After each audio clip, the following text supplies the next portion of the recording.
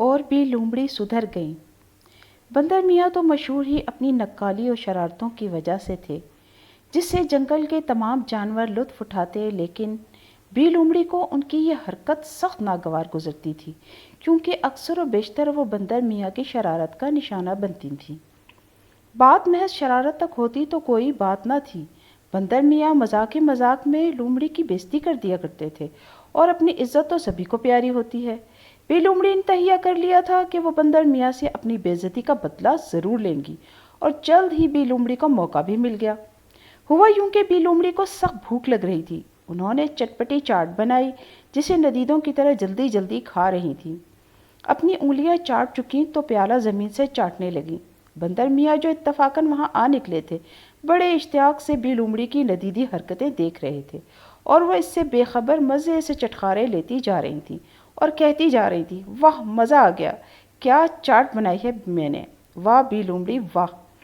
بندر میاں اس وقت تو خاموش تماشائی بنے بیٹھے رہے، لیکن کچھ ہی دیر بعد انہوں نے سارے جانوروں کو جمع کیا اور بی لومڑی کی وہ نقل اتاری کہ ہنستے ہنستے سب کا برا حال ہو گیا۔ دل ہی دل میں بی لومڑی بھی بندر میاں کی فنکاری کا اعتراف کر رہی تھی، لیکن بھرے مجمع میں اپنی بےزتی انہیں بہت کھل رہی تھی۔ بی لومڑی نے اپنی بےزتی کا بدلہ لینے کا پکا ارادہ کر لیا۔ ان کی فطرت تھی جب تک انتقام نہ لے لیتی ان کو چین نہ پڑتا تھا، اور بالآخر وہ دن آ ہی گیا جب بی لومڑی نے بندر میاں سے اپنا بدلہ لے لیا۔ اس روز موسم سخت گرم تھا، دھوپ بھی بہت تیز تھی۔ بندر میاں گرمی سے نڈھال برگد کے سائے میں مزے سے سو رہے تھے۔ انہیں یوں بے خبر سوتا دیکھ کر بی لومڑی کو اپنا انتقام یاد آ گیا۔ وہ دبے پاؤں بندر میاں کے نزدیک گئی اور خاردار جھاڑی پہلے بندر میاں کے چہرے اور پھر کلائی پر زور سے مار کر پر بھر میں یہ جا وہ جا۔ بی لومڑی اپنی چالاکی کی وجہ سے بہت مشہور تھی۔ اب یہ سوچ کر وہ بہت خوش تھی کہ میں نے اپنا کام کر دکھایا اور کسی کو کان و کان خبر تک نہ ہوئی، لیکن یہ ان کی بھول تھی، کیونکہ بی لومڑی کے ستائے ہوئے ریچھ ماما اور بطخ خالہ نے بی لومڑی کی یہ حرکت اپنی آنکھوں سے دیکھ لی تھی۔ اب وہ بندر میاں سے جن کا چہرہ اور کلائی بری طرح زخمی ہو گئے تھے، ان کی تکلیف کی شدت محسوس کر کے نہ صرف ہمدردی کر رہے تھے بلکہ جنگل کے بادشاہ شیر سے بی لومڑی کی شکایت کر کے انصاف کی درخواست پر اصرار بھی کر رہے تھے۔ پہلے تو بندر میاں نے انکار کر دیا اور پھر بطخ خالہ کے احساس دلانے پر کہ یہ خاموشی کل بی لومڑی کو اوروں پر ظلم کرنے پر اکسائے گی، بندر میاں نے جنگل کے بادشاہ سے انصاف طلب کرنے کا فیصلہ کر لیا۔ بندر میاں نے جب تمام ماجرا جنگل کے بادشاہ کو سنایا تو انہوں نے فوراً تمام جانوروں کو دربار میں حاضری کا حکم دیا۔ تمام جانور بادشاہ کے دربار میں حاضر ہو گئے۔ بادشاہ سلامت انصاف کی کرسی پر بیٹھے تھے اور بندر میاں بی لومڑی کے ظلم کی داستان سنا رہے تھے۔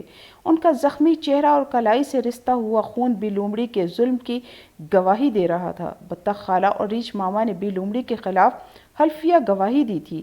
تمام جانور بی لومڑی کو لعنت ملامت کر رہے تھے۔ پہلے تو وہ انکار کرتی رہیں، لیکن بندر میاں نے ثبوت پیش کر دیے۔ کوئی راہ فرار نہ پا کر بالآخر بی لومڑی نے اقبال جرم کر ہی لیا۔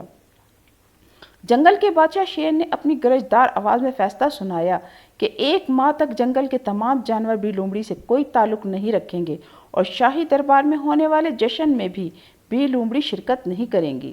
یہ فیصلہ سنتے ہی بی لومڑی کے چہرے پر ہوائیاں اڑنے لگیں، ان کی آنکھیں بھر آئیں۔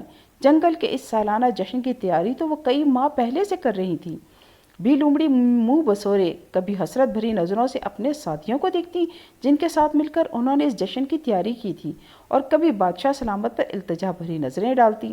یہ منظر دیکھ کر بندر میاں نے اپنی تکلیف بھلا کر بی لومڑی کی نقل اتاری۔ عادت سے مجبور جو تھے، پھر یہ عادت ان کی پیدائشی بھی تو تھی، کیسے وہ اس سے چھٹکارا پاتے؟ تمام جانور ہنس رہے تھے بندر میاں کی بے ساختہ اداکاری پر۔